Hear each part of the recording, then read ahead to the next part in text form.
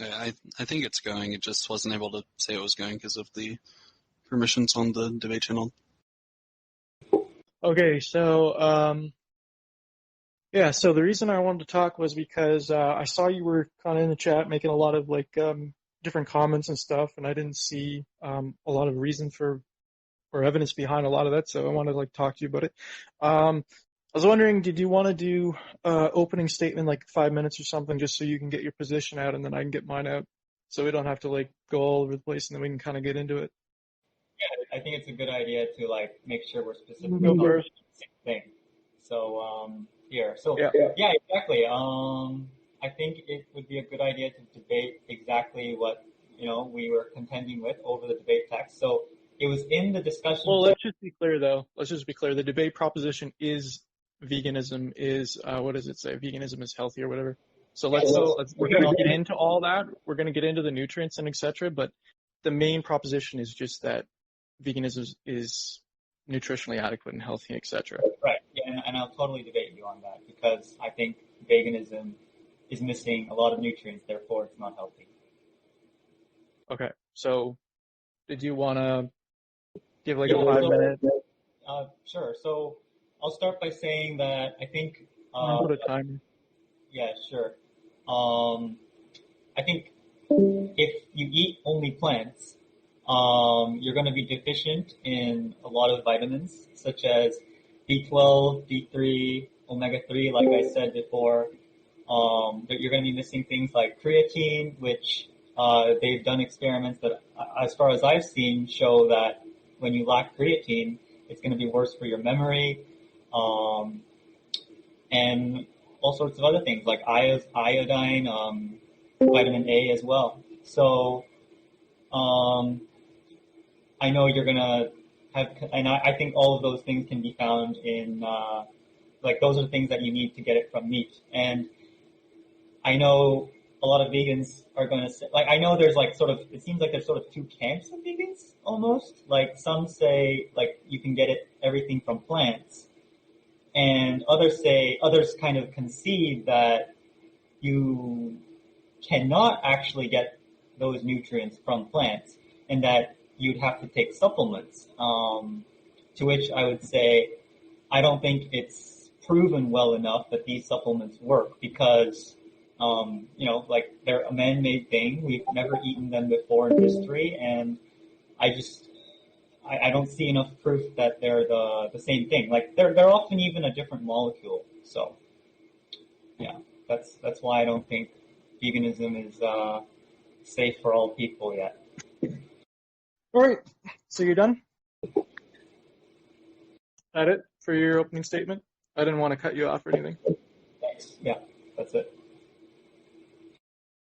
Okay, so the perspective I'm coming from is a scientific perspective. So if we look to what the scientific consensus is if we actually look to the people that decide in terms of dietetics, in terms of food recommendations, those kind of people who actually study this and the actual evidence itself, I found 11 international organizations that suggest that appropriately planned vegan diets are nutritionally adequate and can prevent certain chronic disease. So I can put that in the chat for you just so you can see what I'm talking about. I'll give you all the stuff here.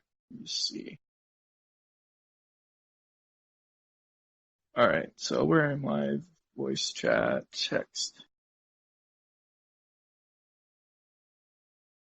Okay, so wait, what did that come up with? A message text? Can you guys see this if I put it message text? What is this? Oh, it comes up weird, wait. That comes up in Notepad for some reason. Let me see if I can copy it normally. Second.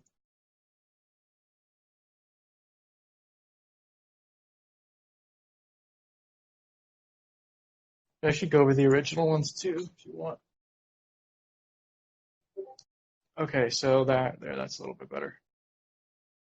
So there's 11 organizations, and they all suggest that if you appropriately plan your diet, so you don't do a stupid water fast or fruit only diet, but you actually do a vegan diet correctly, You can get all your nutrients. There's no reason to suggest that you wouldn't have any nutrients. We can go through the individual nutrients that you named soon, but I'm just going over what the ultimate consensus is here. So the American Nutrition and Dietetics, they released peer-reviewed statements. They're nutritionally adequate, may provide health benefits for the prevention and treatment of certain diseases. These diets are appropriate for all stages of the life cycle, including pregnancy, lactation, infancy, childhood, adolescence, older adulthood, athletes. They also say that it can be used for reducing certain chronic disease, which we can get into. So the Dietitians of Canada, British National Health Service, British National Foundation, Nutrition Foundation, Dietetics Association of Australia, United States Department of Agriculture, the National Health and Medical Research, the Mayo Clinic, the Heart and Stroke Foundation of Canada, Harvard Medical School, British Dietetics Association. So there's all these organizations that are all forming a consensus that those diets are, if appropriately planned, are nutritionally adequate. Furthermore, if we actually look at why that is the case, it's typically because from an outcome perspective, vegans and vegetarians have a lower risk of mortality. So if you look at like cause-specific mortality, all-cause mortality, so cardiovascular disease, diabetes, and cancer. And there's a lot of research on this. So there's the Adventist 2 study, the Epic Oxford. There's a meta-analysis of cause-specific mortality. There's like Predimed. And then so you can actually look at, if you look at metas too, where they do adherence to a plant-based diet in terms of like they score you higher the higher you adhere to a plant-based diet, or more plant-based, the lower the all-cause mortality. So I can link those to you as well. So there's 6 of those.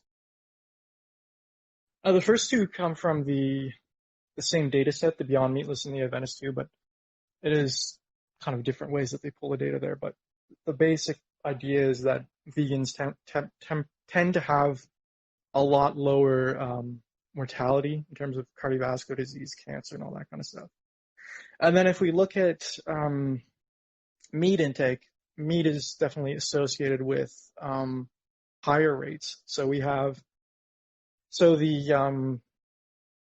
where is it? Second. Yeah, so there's actually 800 studies that have been done on this topic. So there's 800 studies that show that the higher your meat intake, you're talking about red meat, so we can get into that in a minute, but red meat is associated with huge amounts of cardiovascular disease and cancer, specifically cancer. They did this one on cancer, but also cardiovascular disease. And that's because of what we can get into, the LDL, the fact that the saturated fat tends to raise the LDL, and LDL is actually causative to heart disease. So from a perspective that you're coming from, I understand the perspective. You're saying that, X food has X nutrient, therefore it has a health benefit, but that doesn't tend to be the case, because what we can do is we can look at if meat does have these nutrients, which a lot of them are pretty low in these nutrients anyway, we'll get into. But even if they do have that nutrient, that doesn't mean that it's going to have an overall positive effect on the body. And obviously there's a very strong correlation with cancer in red meat, as well as cardiovascular disease. So it's not a wise choice to get your nutrients from that, especially when you can get your nutrients from somewhere else that actually lowers mortality, like whole grains, not seeds. And we can get into the evidence on that if you want to see that. But that would be like my opening statement in terms of your hypothesis that like if we have a food that has nutrients in it, therefore it's going to be healthy because it has nutrients. That's not going to follow. It's kind of a non sequitur. We want to look at the outcome data, and the outcome data on red meat is pretty bad. Like it's pretty terrible. So if you're going to go that route, I would just say we're going to have to get into this evidence. And it's, yeah. So is there anything you want to say about that? That's a good opening statement. I'm not going to deny any of the evidence that they put forth in all those studies that admittedly are all favoring veganism. However, Are very what? The studies that you pointed out that conclude with saying that veganism is healthy. No, they don't. No. That's not what I'm saying at all. they're not concluding with veganism is healthy. I mean, the ones that I opened with from the Adventist are, but when we're talking about red meat, they're not doing veganism. Conclude that. We're just talking about meat in general. But yeah, it's yeah. Go on, but they're not all about veganism, by the way. But go on. Okay. Now, the thing that I will have to contend with is that, and this is what I find so unfortunate, is that there's all these conclusions that are, in my opinion, kind of jumping too quickly with too small evidence. Because when I see these studies, what I'm seeing is that they all tend to be observational studies, right? We don't have any evidence in terms of that rigorous double-blind placebo-controlled type of study, right? Like if there was something like that, then that would be amazing. But okay, so there is that. All right. So what I'm going to show you is, if we're talking about red meat, the main mechanism by which red meat kind of is known to increase cardiovascular disease is by raising LDL.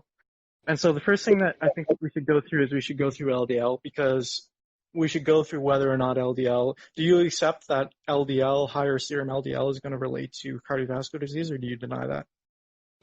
I would have to deny that. Okay, so we're going to have to go through the evidence on that then.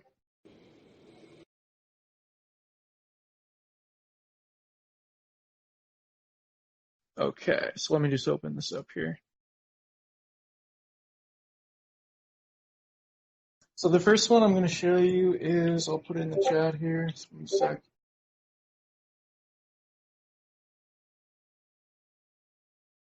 All right, the first one I'm going to show is this one. So what this is it's a comprehensive look at meta-analyses that have been done on this topic in terms of whether low-density lipoprotein like LDL-C relates to cardiovascular disease. And one of the things you mentioned was that they're all observational studies. First of all, I don't accept the hypothesis that just because something is an observation study, we can't have conclusions from it. But the second thing is these are not observation studies. These are Mendelian randomization studies mainly. They also have randomized trials of LDL lowering therapies. So basically you have a control group.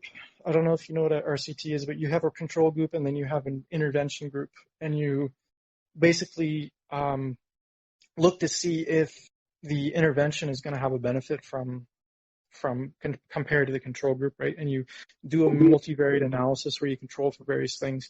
So when we do that and we do things like LDL lowering therapies, the reason that we know, one of the strongest reasons we know that LDL does cause it is because we can have actually people who have genetically high cholesterol. It's called familial hypercholesterolemia. It's a genetic mutation that causes high prolonged cholesterol. And so we know that these people have had high cholesterol their entire lives because they have a genetic defect, or whatever you want to call it, that causes their LDL to be high. And as it so turns out, these people have incredibly high rates of heart disease. They sometimes die in their they can die at age 10, they can die in their 20s of plaques of heart disease. And when you actually intervene on these people and you lower their cholesterol either by drugs or diet, and we can get into, it's actually irrespective of the mechanism by which it's lowered, we have a dose-dependent decrease in the rates of these diseases. So I can post a chart here from the study. Let me just see.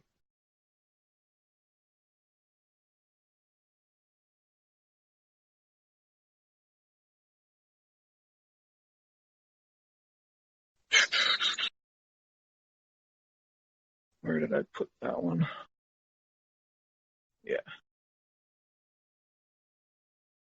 Okay, so right here, if I can post it. Okay, so this one here, if you can look at that. So this is basically the magnitude of exposure to lower LDL-C and the proportional reduction in risk. So the bottom we have like randomized trials, and see some of these actually have a follow-up of 52 years. And again, this is not an association study. This is based on like if you have a randomization at birth from meiosis or whatever that causes you to have a lower cholesterol or a higher cholesterol, we can look at those reductions and we can know how long they've had those